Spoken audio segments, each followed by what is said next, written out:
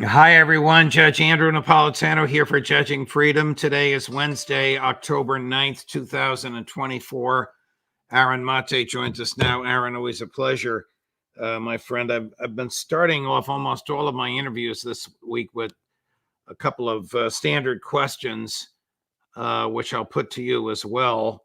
How has the Middle East landscape changed in the past 365 days? Well, in terms of the most concrete physical terms, the Middle East has seen an entire area, an entire community, Gaza, destroyed. We have to be clear about that. Israel has destroyed Gaza. This is a point that Norman Finkelstein, someone I've learned a lot from over the years when it comes to Israel-Palestine, has been stressing recently. And he's right. Israel had from the start the goal of causing what one Israeli official called Nakba 2.0.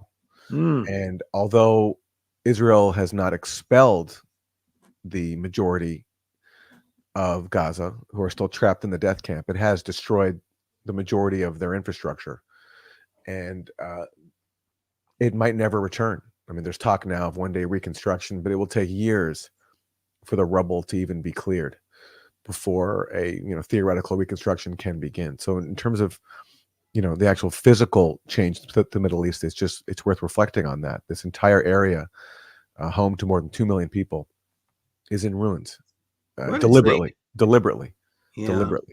mean, they have taken bulldozers to infrastructure, to roads and highways and buildings that they didn't destroy with their bombs, have they not? Yes, they have, and they've exploded. They've done controlled explosions of mosques and schools with the aim of, making Gaza unlivable. Also, hospitals. As we're speaking, another hospital in northern Gaza, the last one there functioning, has been ordered to evacuate, and the doctors there are saying that they won't leave as long as their patients are there, which is we've seen that happen more and more, over and over throughout the course of this genocide, and the world has let it happen. This is unprecedented, where the systemic destruction of hospitals by a invading army against a defenseless population. This never happened before.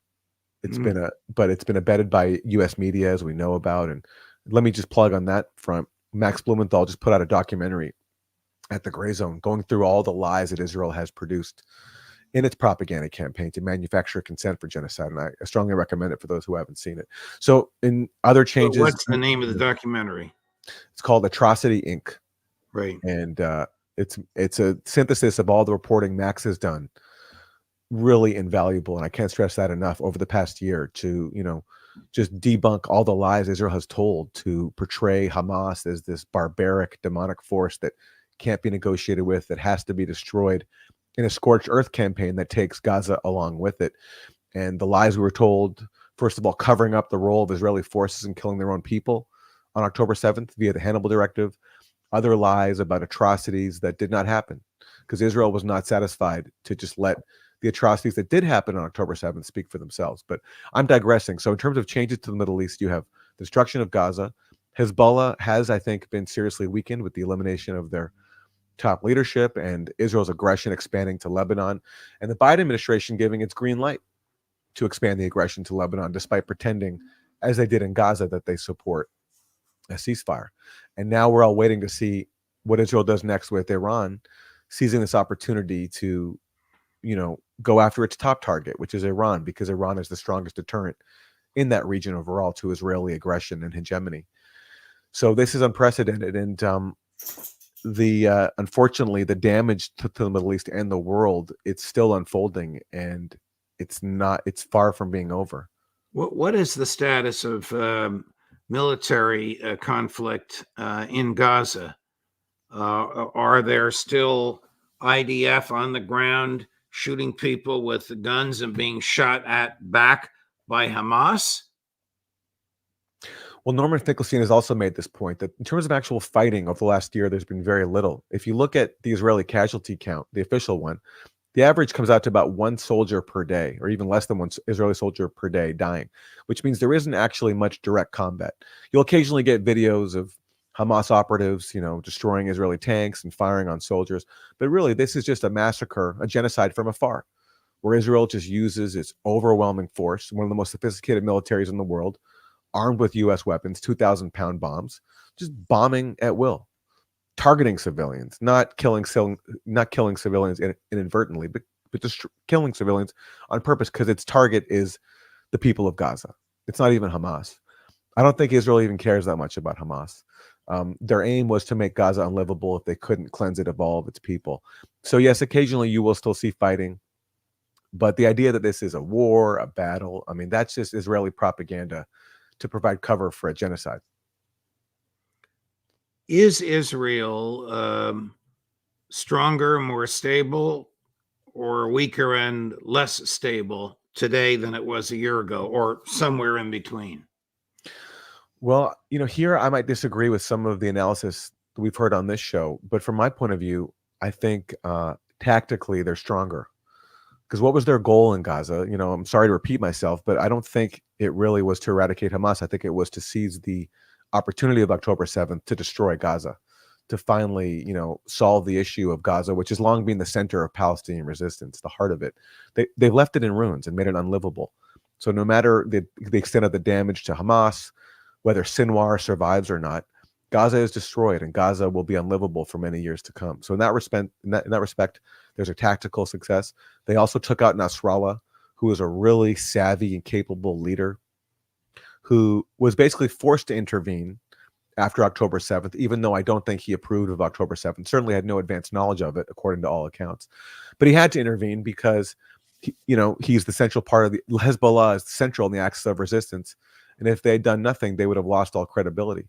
And so and again, as Finkelstein points out, Hezbollah's intervention was calibrated to do something in the hope that would put just enough pressure on Israel to stop the massacres in Gaza, but not plunge Lebanon into a full-scale war with Israel. And Israel took the opportunity of that to wait it out until it had sufficiently destroyed Gaza before it could turn its attention to Lebanon, and with the blessing of the Biden administration. And so it has dealt a serious blow to Hezbollah. Of course, the fighting capacity of Hezbollah is still there. But as everybody knows, I don't think this point is controversial. Where is Hezbollah's deterrent capacity, its fighting ability at its strongest? It's when it's engaging in ground combat with Israel. But Israel knows that it can still inflict heavy damage on Lebanon and Hezbollah by just bombing it from afar, where it does have the advantage. Even though Hezbollah does have capabilities to strike Israel, it doesn't compare to what Israel can do to Lebanon. And unlike Hezbollah, Israel doesn't care about killing civilians. In fact, it intends to kill civilians. That's codified in its doctrine, named after Dahia, the area south of Beirut that Israel's been bombing relentlessly and where it killed Nasrallah. So it has the advantage there in two respects. It can bomb from afar. It doesn't care about killing civilians, and it kills them on purpose. And it doesn't have to fight Hezbollah directly to inflict damage on Hezbollah. So how has the economic problems in Israel affected its stability, its loss of investment, and its loss of Palestinian workers and other problems directly attached to the war? It's certainly lost a lot of money, and there is the fact that 60,000 people have been displaced in the north because of Hezbollah's intervention, and that's costly to keep sheltering them in hotels. But I think Israel, as a U.S. colony, can absorb the cost. I think it's calculated that it can absorb any cost if it can pursue its ultimate goal, which is to destroy any resistance to it, and solidify its hegemony in the region. And it's fully subsidized in that endeavor by the U.S. I mean, we're whatever Israel is suffering economically, we are footing the bill, just as we're footing the bill of maintaining Ukraine as a proxy against Russia. Because for the U.S., ultimately, anything that can be done to advance its hegemony is worth the price. With Joe Biden effectively out of the picture, who are calling the shots in American foreign policy with respect to Israel? Is it fair to say that it's McGurk, Hochstein, Yep. Bill Burns? Bill Burns is interesting, and I guess Tony Blinken. Yeah, well, Blinken is laughable. I don't blame you for laughing. The State Department is a joke. We'll play that clip in a little while, but the State Department is without credibility and by any objective standard. Absolutely. And Jeffrey Sachs on your show has talked about this at length, how Blinken is one of the worst, if not the worst, Secretary of State in history. A diplomat who is allergic to diplomacy, who spends all this time warmongering and making empty, vacuous statements while covering up for a genocide and also a proxy war in Ukraine. So who's running foreign policy? Well, according to the reporting, this was in Politico recently. It was the Israeli-born Amos Hochstein, who was Biden's top envoy for Lebanon, plus Brett McGurk, who's worked under every administration going back to George W. Bush, who greenlit Israel's assault on Lebanon and Israel's decision to ignore the ceasefire offer that was on the table, a 21-day ceasefire with Hezbollah, which Nasrallah, we learned after he was killed, had agreed to. But an Israeli official told NBC News that because Nasrallah refused to drop his insistence on linking a permanent ceasefire between Israel and Lebanon with a ceasefire in Gaza, that's why Israel decided to kill him, is because Nasrallah refused to sell out Palestine. And so therefore, he had to go. And according to Politico, it was Amos Hochstein and Brett McGurk who communicated to Israel that we fully support you in taking the fight, the aggression into Lebanon and wiping out Hezbollah, and, which means enacting the doctrine of targeting Lebanon civilians, because the Israeli strategy, as it was in Gaza, is to just destroy civilian infrastructure, kill civilians, in the hopes that that will turn the people against the resistance force in their midst. And that's the policy that Israel is pursuing with full U.S. support. And the U.S. is being manipulated by either lovers of Israel, like Blinken and Hochstein, or classic neocons like McGurk. Exactly. It's just the perfect storm of every single cynical agenda, whether your fidelity is to Israel only or it's to U.S. hegemony. I mean, these things work in tandem. And that is the policy that is currently being implemented. And where are the dissenting voices? Why isn't Bill Burns, who had a reputation coming in as being a diplomat, he wrote a whole book about the importance of the back channel. That was the name of his memoir. Where's any voice of, forget conscience, because obviously that doesn't exist at that level, but just long-term stability and rationality? How is this in anyone's interest to be fueling this catastrophic war that now, directly involves Iran? And we're still waiting for Israel's response to Iran's retaliatory strikes, and threatens to get worse. So supposedly Bill Burns and Amos Hochstein were engaged in negotiations, Burns with respect to Hamas and Hochstein with respect to Hezbollah. Well, we now know that Netanyahu never intended to concede anything in order to achieve a negotiation. Were Burns and Hochstein dupes used by Netanyahu, or were they part of his mechanism of dealing with other countries? I don't think any of them are dupes. Perhaps, Amos Hochstein, it's easy to speculate what his agenda is. He's born in Israel. He served in the Israeli military. We now know he encouraged Israel to expand its aggression in Lebanon. So it's pretty clear to see where he comes from. Was Burns sincere when he was trying to broker a ceasefire? Perhaps, but he's smart enough to know that Netanyahu is not going to agree to it. You don't have to be a rocket scientist to figure that one out. That was clear from the start, and it's been reiterated multiple times with Netanyahu claiming to support a ceasefire, but then adding new conditions that he knows Hamas won't accept. So yes, it's fair for me to assume that everybody knows exactly what Netanyahu is up to, and yet they choose to serve that agenda. Is there adversity? Maybe that's not the right word, but you know what I'm driving at, between Biden and Netanyahu. Biden's aides have been putting out, leaks about how frustrated Biden is, expletive-laden complaints about Netanyahu. There's a new book from Bob Woodward, which talks about Biden speaking about Netanyahu in disparaging terms. But what does it matter if Biden at every turn continues to arm Netanyahu, greenlight his expansion of the aggression into Lebanon, and consult with him on how to strike Iran and send U.S. forces to the Middle East, and present all that as an attempt to de-escalate? So somehow sending U.S. military assets, sending young troops off to fight for Israel is an attempt to de-escalate. So whatever Biden's personal views about Netanyahu, what matters is he's fully on board with his genocidal agenda, and has provided cover for it and the ammunition for it at every single turn. Was Netanyahu ever serious about negotiating for the return of the hostages, given his what were his domestic political problems at the time? No, no. I mean, we know now, this came out a few months afterwards, that according to the families of the hostages, that Hamas offered Israel to release all the captives if Israel agreed not to attack Gaza. And Netanyahu immediately rejected that and has continued, with the exception of that 1 week where we got a ceasefire back in late 2023. At every single turn, whenever there's been negotiations, Netanyahu, despite the success of the agreements that were reached early on to exchange hostages, Netanyahu's walked away because his ultimate goal now is the destruction of Gaza and the expansion of his campaign to Lebanon and Iran.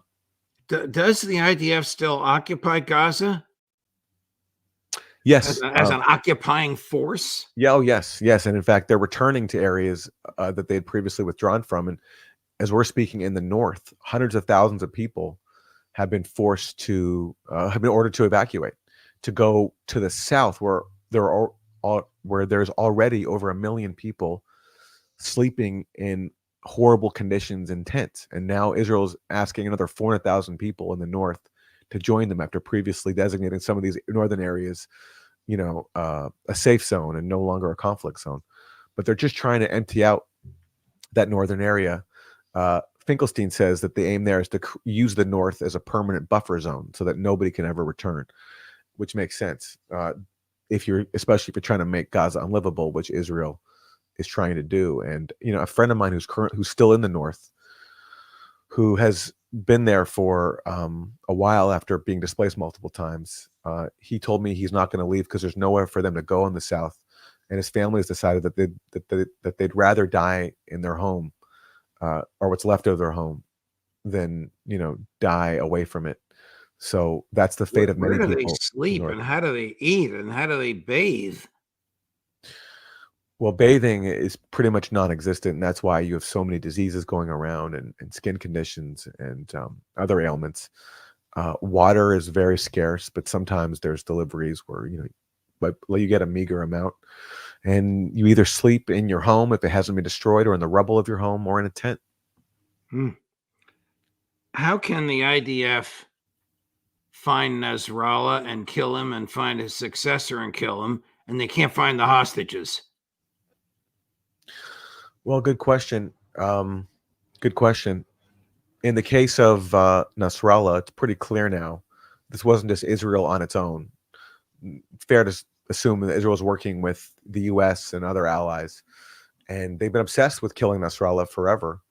And the success they had with the pager attacks and then killing other Hezbollah officials made Nasrallah more vulnerable. And a factor that I think is worth stressing here is also the dirty war in Syria, where the U.S. invested billions of dollars, one of the most expensive, if not the most expensive, covert war in CIA history, with the aim of destroying, a key member of the axis of resistance. And even if regime change couldn't be achieved in Syria, at least bleeding other members of the axis resistance, namely Hezbollah and Iran. So years of Hezbollah fighting in the dirty war in Syria to, protect the country from U.S. armed and Israel armed death squads.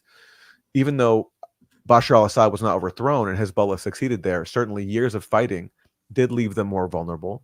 Yes, they gained some important battlefield experience, but certainly they were bled also, as was the point of any proxy war, and made them more exposed to being compromised, I think. And I think that was a factor here. And, after so many years of survival, I think Nasrallah knew that he only had so much time on this earth, because how long can even a shrewd person like Nasrallah and a really effective organization like Hezbollah, how long can they withstand all the best efforts, all the technology of the world's most powerful countries? And again, this is a point that Finkelstein has been making.